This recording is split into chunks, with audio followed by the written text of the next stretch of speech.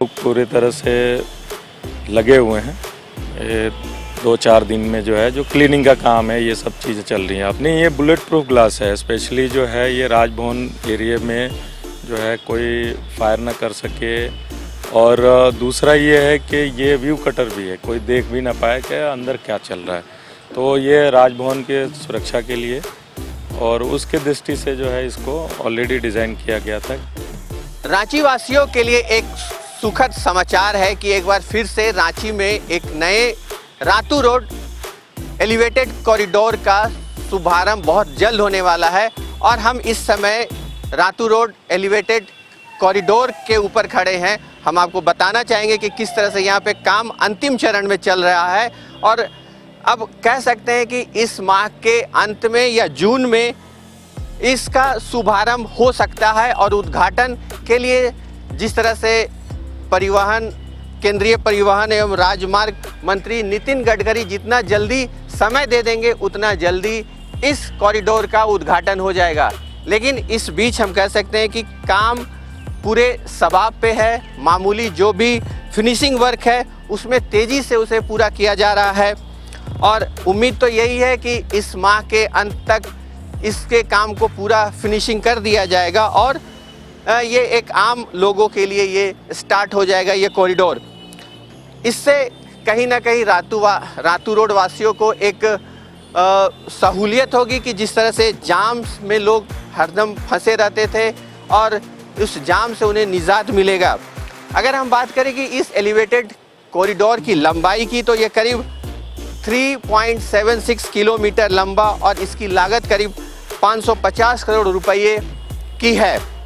लेकिन अगर मुख्य तौर पे अगर हम बात करें कि ये कहाँ से कहाँ तक शुरू होता है तो ये शुरू नागा बाबा खटाल से होते हुए रातू रोड पूरा कवर करके एक सिरा इसका जहाँ ओटीसी ग्राउंड के करीब गिरता है तो दूसरा सिरा इसका इटकी की ओर बस स्टैंड है उस आसपास में इसका दूसरा सिरा गिरता है।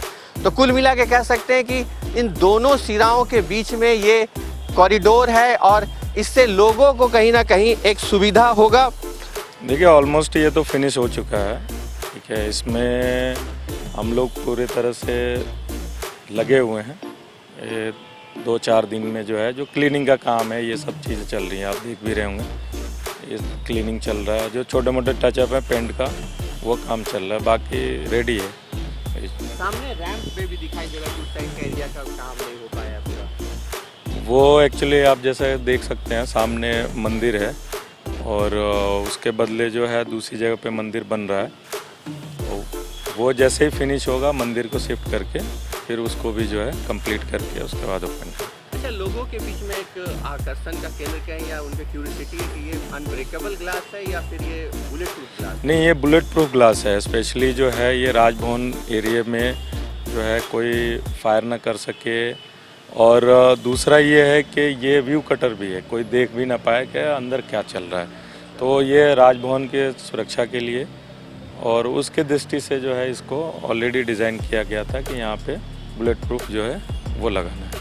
और जो नीचे की जो सड़क है उसमें भी कहीं पे कुछ काम चल रहा है? नीचे ऑलमोस्ट फाइनल है वो भी। नीचे कुछ जगह पे जो है छोटे मोटे जहाँ पे जॉइंट जो बचे हुए हैं फाइनल लेयर के वो चल रहे हैं, रोड मार्किंग का काम चल रहा है, ठीक है। ये मतलब हम कह सकते हैं कि रांची का सबसे बड़ा कॉरिडोर हो सकता है क्या? बिल्कुल, रांची का सबसे बड़ा कॉरिडोर और मेरे हिसाब से जो मैंने अभी तक इसमें ऑब्ज़र्व किया है, जब ये ओपन होगा तो आप रियली इस पे एंजॉय करेंगे।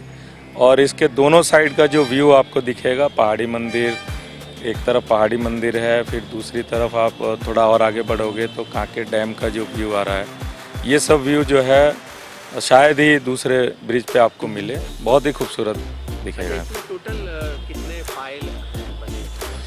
लंबाई भी करीब 4 किलोमीटर के आसपास का है। टोटल जो है 101, 102 जो है वो पाइल थे जो कि कंप्लीट हो चुके हैं सारे। अब मतलब आम आदमी के लिए जल्द से जल्द एक सौगात, आम आदमी के लिए बिल्कुल ये रेडी है। अब हम लोग इसको सजा रहे हैं, जो कि 2-4 दिनों में जो है टचअप का काम जो पेंटिंग वेंटिंग का है यही बचा हुआ है। इसको करके और फाइनली जो है आम आदमी को ये हैंड ओवर होगा।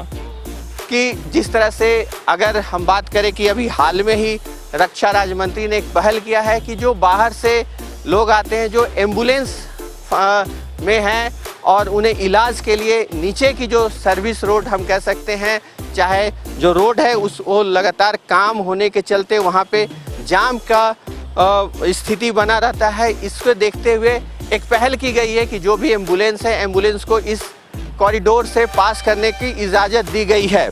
लेकिन अगर हम कहें कि जिस तरह से नीचे फ्लाईओवर की जो नीचे की सड़क है वो भी अपने अंतिम चरण में है और उसका भी काम करीब करीब पूरा होने को है। कुछ ऐसे जगह हैं जहां पे काम बाकी है लेकिन वो भी काम तेज़ी से किया जा रहा है। लेकिन देखना होगा कि कब तक ये काम पूरा होता है और इसकी शुरुआत या कह सकते हैं कि इसका उद्घाटन कब और कितना जल्दी होता है। सहयोगी सुरेंद्र प्रसाद के साथ संजीव सिन्हा, समाचार प्लस, रांची।